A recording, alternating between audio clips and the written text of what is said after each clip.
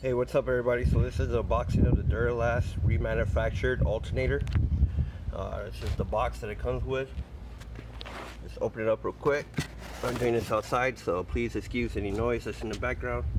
This is what you get inside the box. Here's what it looks like.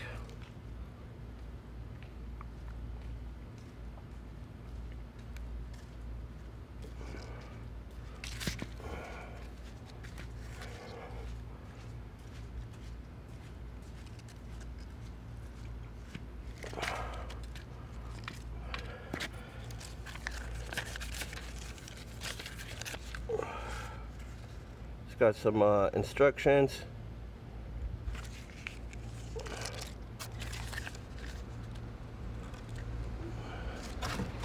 Comes with this right here. And that's pretty much it for the alternator. One more look if you're looking for anything. It looks pretty legit. And I bought this off of AutoZone, I believe. Crap, and it's upside down. Well anyways, that's it for this one. Have a good one, guys.